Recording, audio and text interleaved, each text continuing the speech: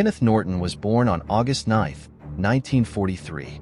He was an American boxer who thrilled fans from 1967 to 1981. In 1978, he earned the WBC World Heavyweight title after a razor-thin victory over Jimmy Young, following Leon Spink's refusal to face him. Norton is most famous for his epic battles with Muhammad Ali. Norton was a star athlete at Jacksonville High School in Illinois. In his senior year of 1960, he made the All-State football team as a defensive player. His track coach had him compete in 8 events, and Norton won 7 of them.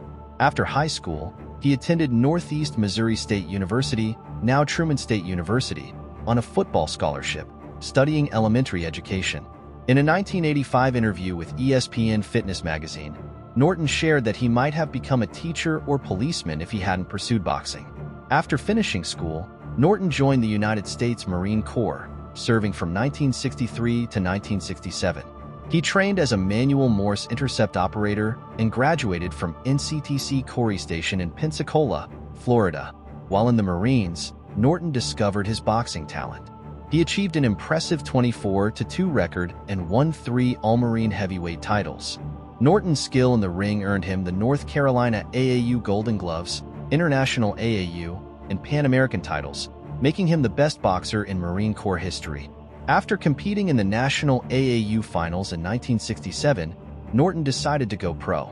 Norton racked up a series of victories, defeating both journeyman fighters and fringe contenders, including the towering Jack O'Halloran. However, in 1970, he faced an unexpected loss to hard-hitting Venezuelan boxer José Luis Garcia. Norton later avenged this defeat in their rematch 5 years later. A pivotal moment in Norton's career came when he was given the motivational book Think and Grow Rich by Napoleon Hill. Norton said, "It changed my life dramatically. I was going to fight Muhammad Ali. I was a green fighter, but yet I won, all through reading this book." Inspired by Hill's words, Norton went on a 14-fight winning streak, culminating in his shocking victory over Muhammad Ali in 1973 to claim the North American Boxing Federation heavyweight title. He credited his success to a quote from the book, "Life's battles don't always go to the stronger or faster man, but sooner or later the man who wins is the man who thinks he can."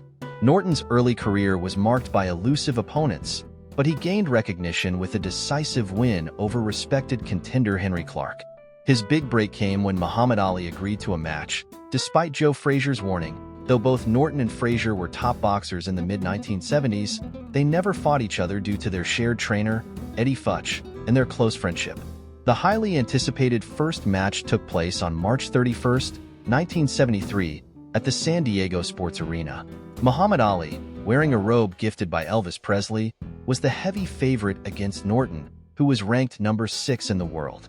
In a bout broadcast by ABC's Wide World of Sports, Norton shocked everyone by winning a 12-round split decision to claim the NAF heavyweight title.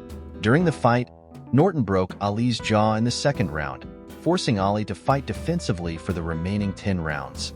This victory handed Ali only his second career defeat, the first being to Frazier. Nearly 6 months later, on September 10, 1973, they faced off again at the Forum in Inglewood, California. Ali won a close split decision, with Norton weighing in 5 pounds lighter than in their first match. Some boxing writers speculated that Norton might have overtrained.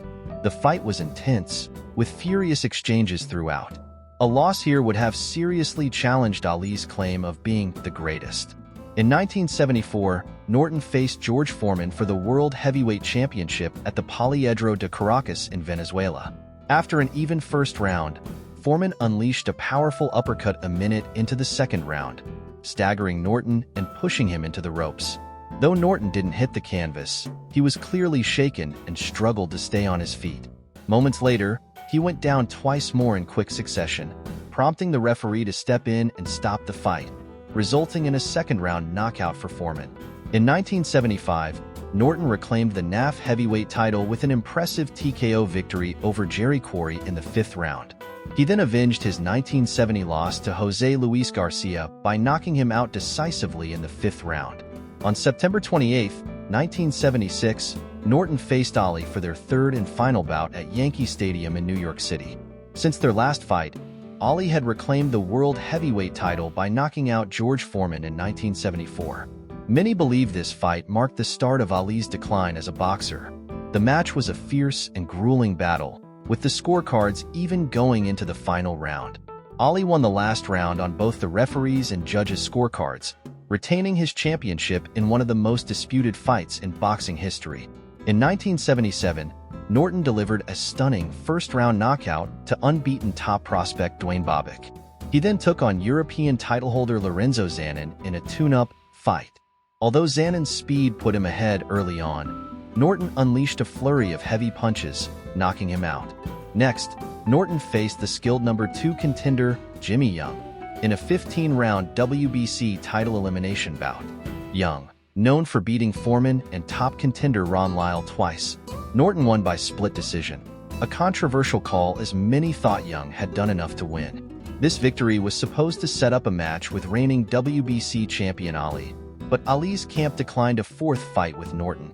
On June 9, 1978, in his first defense of the WBC title, Ken Norton faced off against top contender Larry Holmes in a grueling 15-round battle.